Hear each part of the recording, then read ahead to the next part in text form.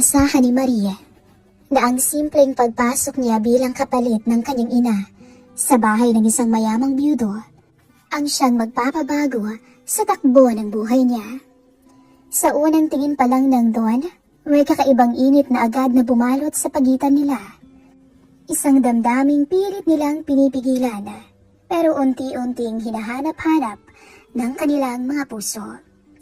Tunghayan po natin ang kanilang pag-iibigan. Si Marie ay 38 anyos na, isang matandang dalaga na. Hanggang ngayon ay hindi pa rin siya nakakapag-asawa. Ni hindi pa rin nakakaranas na magkaroon ng nobyo sa tanang buhay niya at nanatiling birhen. Boring ang buhay niya, pati na ang love life niya. Matapos bumalik sa probinsya, nagtrabaho muna siya sa bahay ng isang kilalang negosyante sa kanilang lugar.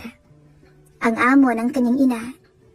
Hindi na bago kay Marie si Don Donato. Kabisado na niya ang bawat sulok ng bahay nito. Dahil noong kabataan niya ay lagi siyang kasakasama ng ina habang nagtatrabaho ito doon. Pero sa araw na iyon, iba ang pakiramdam niya. Hindi na siya yung batang nakasilip lang sa gilid. Siya na muna ang papalit sa kanyang ina na may sakit. Anak, ayusin mo ang trabaho mo ha? Bili ng kanyang ina bago siya umalis. Mabait ang Don, pero matagal na yung nag-iisa. Kaya ikaw na ang bahala. Tumango lang si Marie. Sanay siyang hindi masyadong nagsasalita. Sa edad niyang 38, halos lahat ng kakilala niya ay may kanya-kanya ng pamilya. Samantalang siya, naiwan. Hindi dahil sa walang pagkakataon, kundi dahil parang walang dumadating na para sa kanya. Pagkapasok niya sa mansyon, agad niyang naramdaman ang kakaibang katahimikan ng paligid. Parang may nakamasid kahit walang tao. Dahan-dahan siyang naglakad papasok hawak ang kanyang bag. Marie. Napahinto siya. Mababa ang boses at malalim. Paglingon niya, nakita niya ang Don sa dulo ng sala. Nakatayo lang to. Gwapo pa rin to kahit na may edad na. Maayos ang suot. Magandang umaga po. Mahina niyang bati. Hindi naman agad sumagot ang Don. Sa halip ay dahan-dahan tong lumapit. Isang hakbang, dalawang hakbang, hanggang sa halos ilang dangkal na lang ang pagitan nila. At doon, unang beses silang nagkatitigan ng matagal. Hindi makaiwas si Marie. Hindi rin niya maintindihan kung bakit. Parang may kung anong humihila sa kanya na manatili. Aba, ang laki-laki mo na pala. Ngayon na lang ulit kita nakita. Sabi ng Don na halos pabulong. Bahagyang napayuko si Marie. Matagal-tagal na rin simula nung makita silang dalawa. Hindi pa rin umaalis ang tingin ng Don sa kanya. Mula ulo, paibaba, at pabalik sa kanyang mga mata. Hindi naman yon nakakabastos, pero hindi rin normal. At doon nagsimula ang unang kakaibang pakiramdam sa dibdib ni Marie. Ang unang pagtibok ng kanyang puso sa lalaking may edad na. Sa mga sumunod na oras, sinimulan na ni Marie ang kanyang trabaho. Nilinis niya ang sala, inayos ang mga gamit, pinupunasan ang mga mesa. Pero kahit abala siya, ramdam na ramdam niya na tila may nakatingin sa kanya. At paglilingon siya, nakikita niyang nandoon ang Don. Nakaupo lamang to sa isang lumang silya na kunwari nagbabasa ng dyaryo, pero hindi naman gumagalaw ang pahina. May kailangan po ba kayo? Tanong ni Marie. Bahagya namang umiling ang Don. Wala naman iha, ipagpatuloy mo lang. Pero hindi pa rin inaalis nito ang tingin. Napakaganda lang ng labi si Marie dahil sa pagkailang. Hindi talaga siya komportable. Sa totoo lang, hindi niya alam kung ano ba ang mararamdaman. Tanghali na nang magluto siya. Habang hinihiwa niyang gulay, bigla niyang naramdaman ang presensya sa likod niya. Hindi niya narinig ang mga yapak, kahit hindi niya alam kung kailan lumapit ang matanda sa kanya. Aba, marunong ka rin palang magluto. Sabi ni Don na sobrang lapit na sa kanya. Napahinto si Marie. Opo. Nanatili ang Don sa likod niya. Masyadong malapit. Ramdam ni Marie ang init ng katawan nito kahit hindi naman sila nagkakadikit. Wala kang asawa? Tanong nito bigla. Napalingon si Marie at bahagyang nagulat. Wala po eh. Talaga? Wika ng Don na tila nabuhayan. Tumango lamang siya. Tahimik ka kasing babae. Pero alam mo, may itsura ka naman. Dagdag pa ng Don. Hindi ko lang siguro nahanap pa ang para sa akin. Sagot ni Marie. Ngumiti naman ang bahagya ang Don. Siguro nga, hindi pa dumarating ang para sa'yo. Hapunan na nang muli silang magkasama sa mesa. Tulad ng dati, tahimik lamang sila. Pero ngayon parang may kakaiba. Mas ramdam na ramdam ni Marie ang presensya ng matanda. Ang bawat galaw nito, ang bawat pagsulyap sa kanya. Masarap ang luto mo, sabi ng Don. Salamat po. Mas masarap ang luto mo kaysa sa nanay mo. Napatingin si Marie. Baka naman po magtampo yun sa inyo. Biro niya na bahagyang tumawa. At yun, ang unang beses na nakita siya ng Don na ngumiti ng ganun. Kinagabihan, habang nagliligpit siya ng mga plato, naramdaman niyang may nakatingin na naman. Paglingon niya, nandun nga ang Don sa may pintuan. May problema po ba? Tanong ni Marie. Umiling ang matanda. Pagkatapos ay dahan-dahang lumapit. Hanggang sa muli, magkalapit na naman silang dalawa. Marie? O? Saglit na katahimikan pa ang namayani. At pagkatapos ay nagsalita ang Don. Napakaganda mo pala kapag nakangiti ka. Parang tumigil ang mundo ng dalaga. Hindi siya agad nakasagot. Hindi dahil hindi niya alam ang sasabihin, kundi dahil hindi niya inaasahan na maririnig niya iyon, lalo na't mula sa isang lalaking matagal nang nag-iisa. Salamat po. Mahina niyang sabi, pero hindi siya makatingin dahil namumula siya.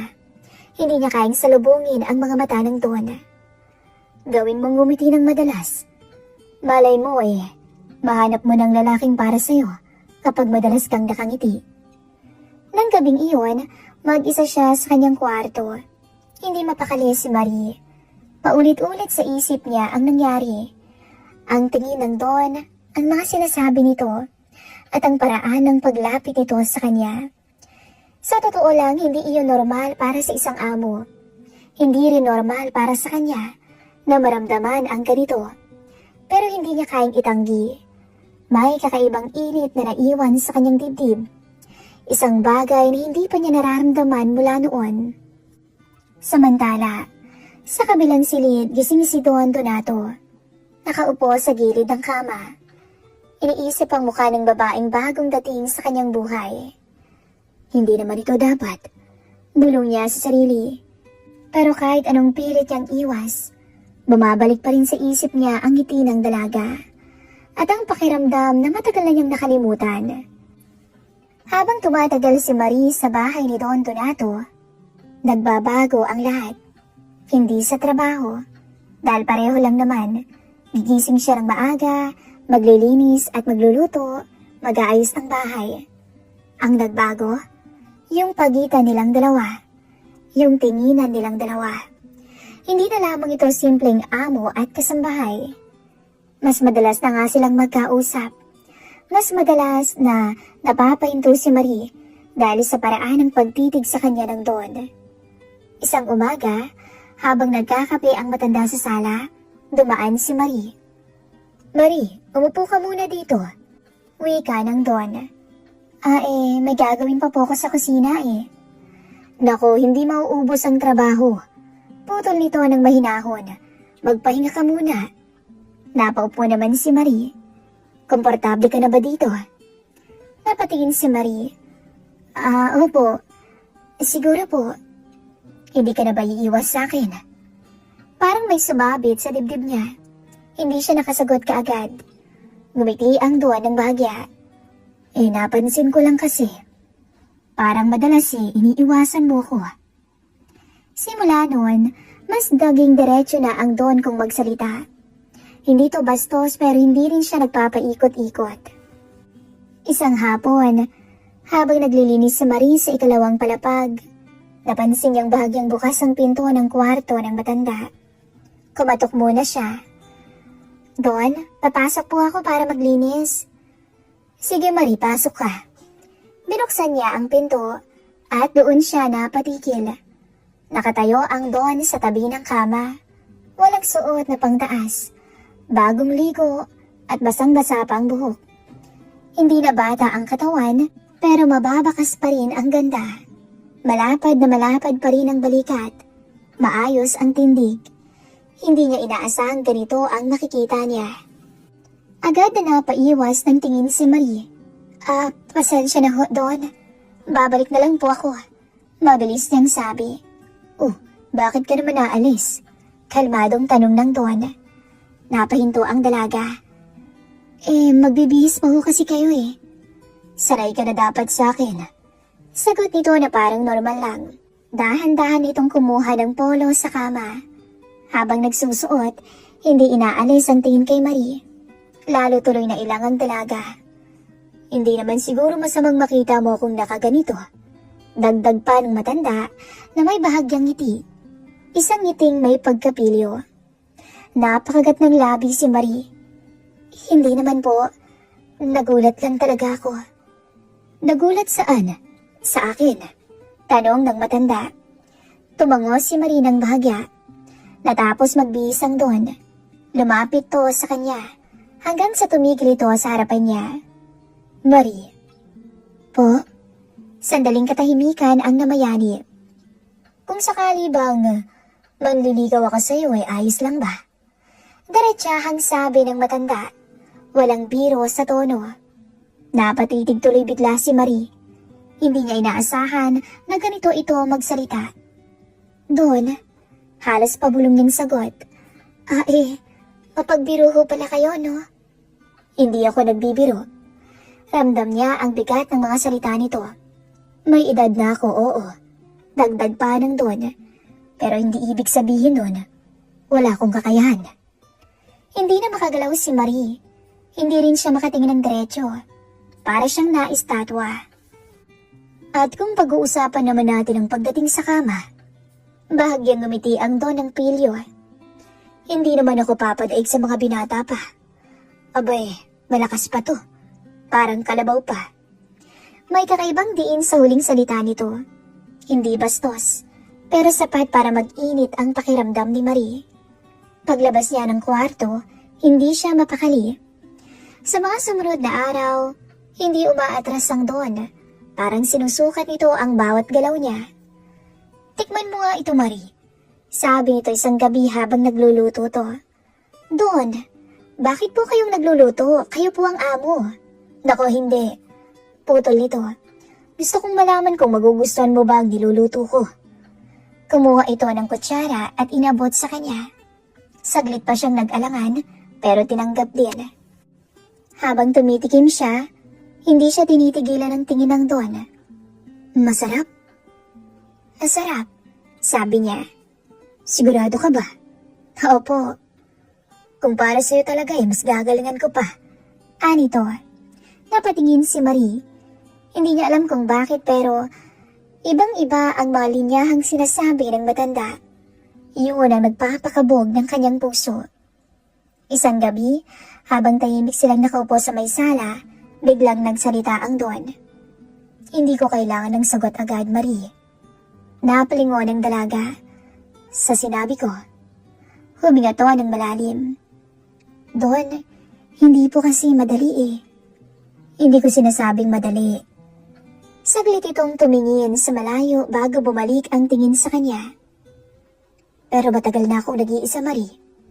Mahinang sabi nito. At ngayon lang ulit ako nagkaroon ng interes sa isang babae.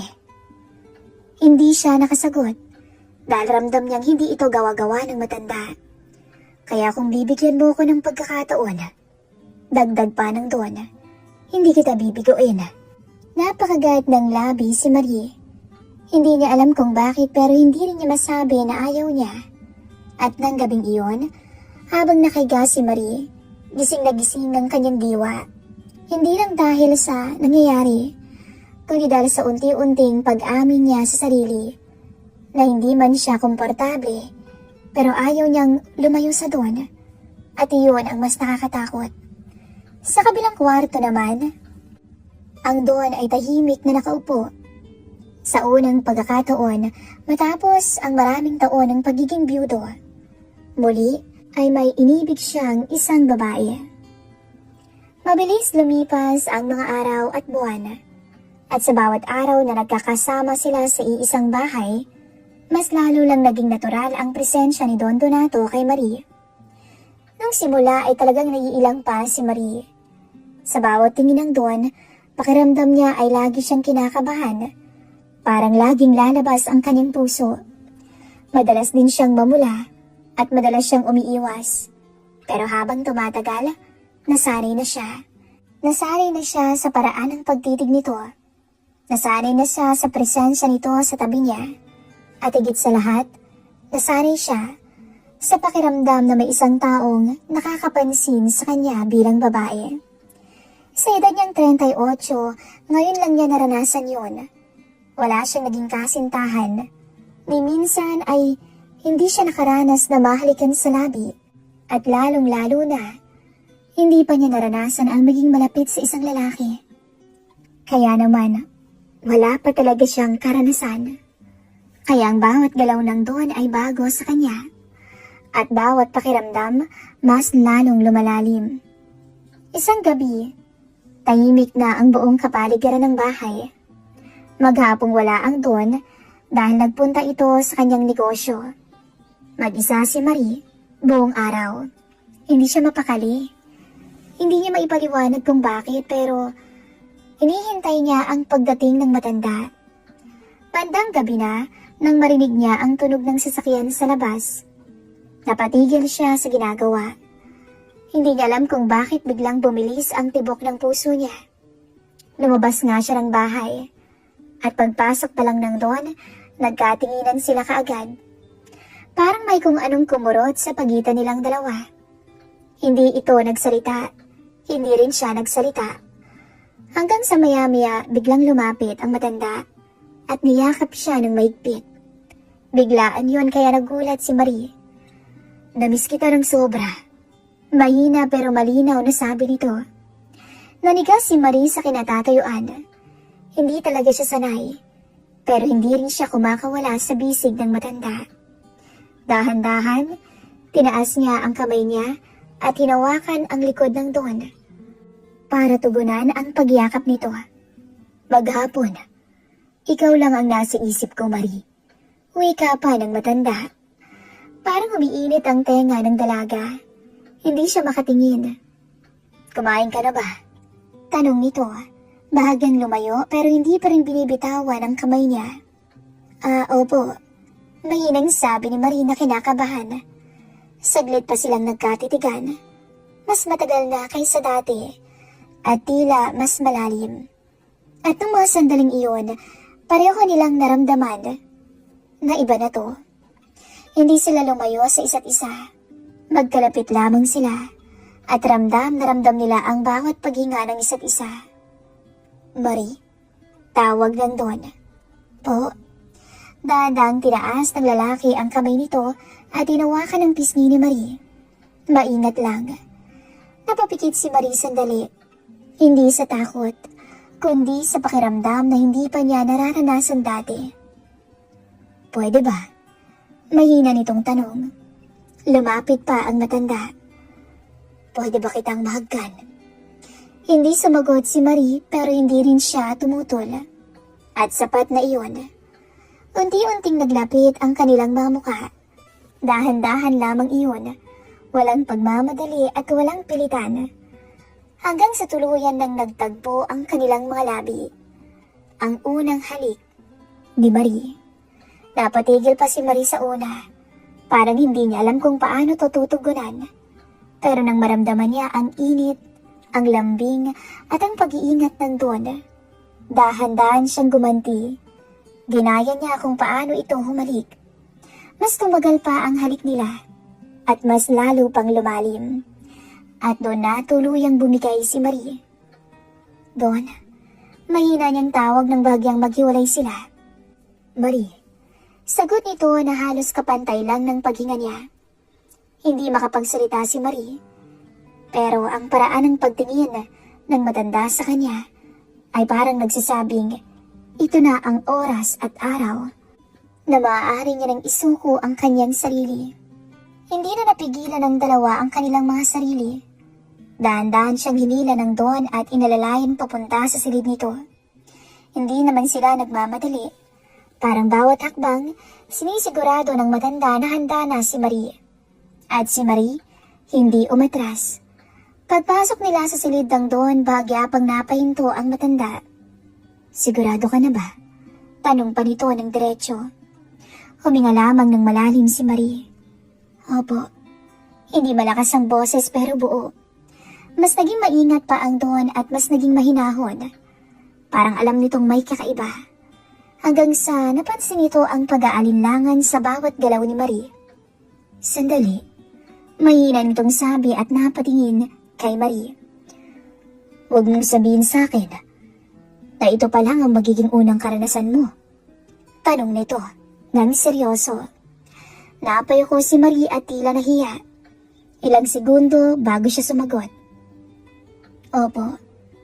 Natahimik bigla ang buong silid. Ramdam ang bigat ng sandali. Opo, Don. Kung sakali, kayo ang magiging una ko. Mahina niyang pag-amin. Kahit kailan? Wala ka pang karanasan sa kahit sinong lalaki? Tila hindi makapaniwalang sabi ng matanda. Opo. Napahinga ng malalim ang Don. Hindi dahil sa gulat, kundi dahil sa bigat ng tiwalang binigay sa kanya ni Marie. At sa akin mo pinipiling ibigay. Tanong pa nito ng mas mahina. Hindi na sumagot si Marie. At iyon na ang sagot na iniintay ng matanda. Mas lalo pang naging maingat ang Don.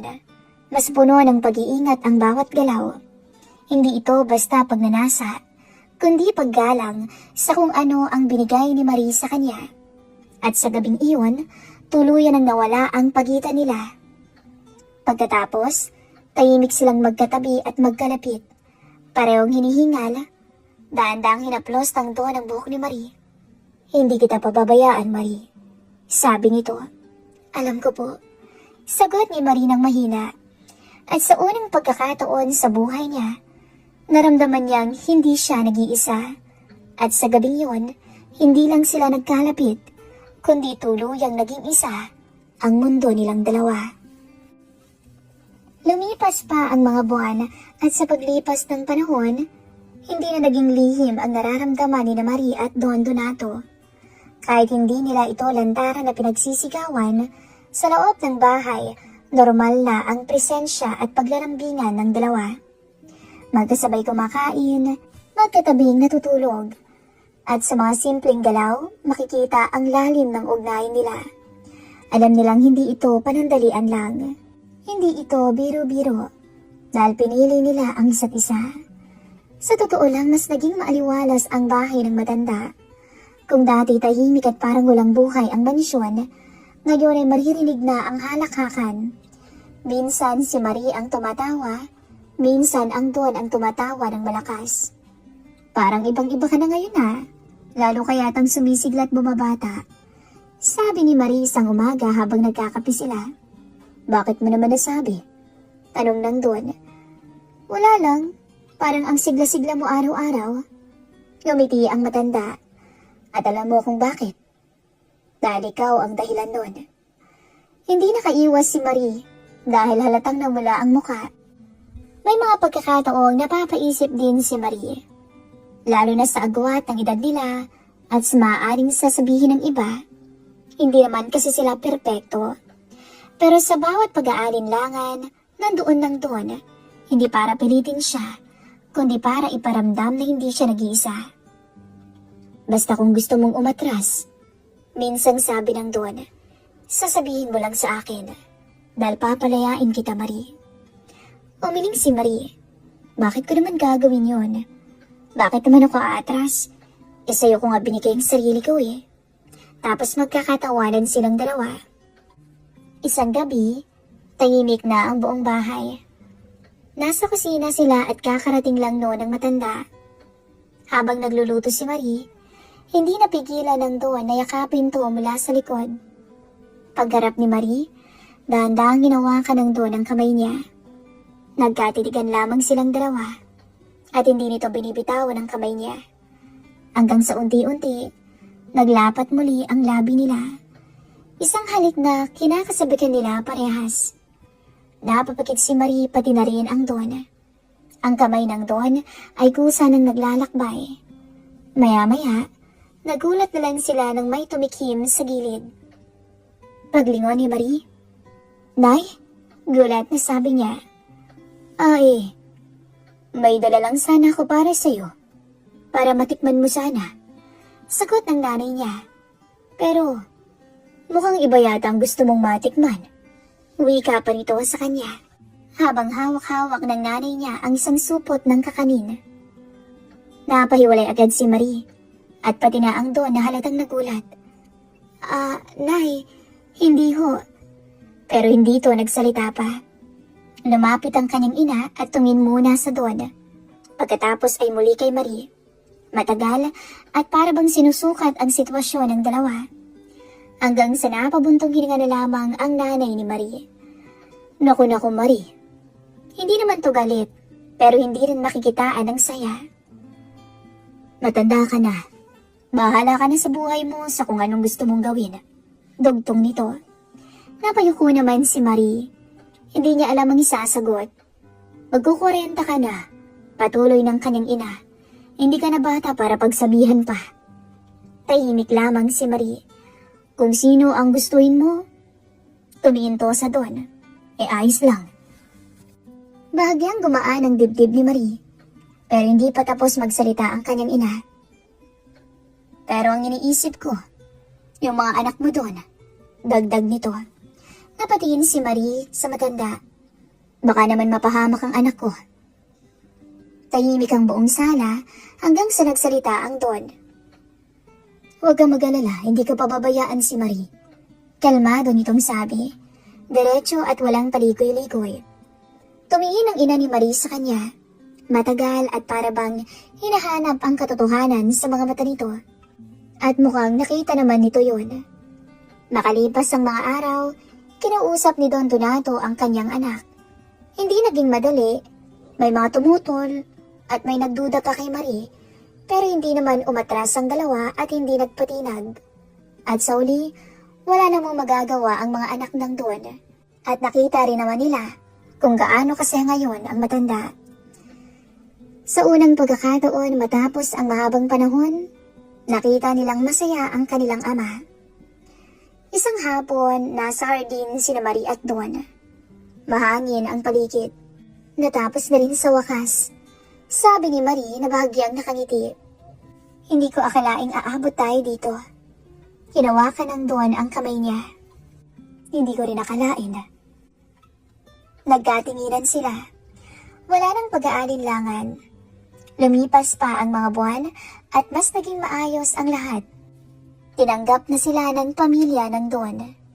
Nasanay na rin ang ibang mga taong nakakakita sa kanila na magkasama at magka-holding hands. At higit sa lahat, sanay na rin sila sa isa't isa. Sa isang bahay na minsang tahimik at puno ng alaala ng nakaraan, ngayon ay may bago ng kwentong nabubuo.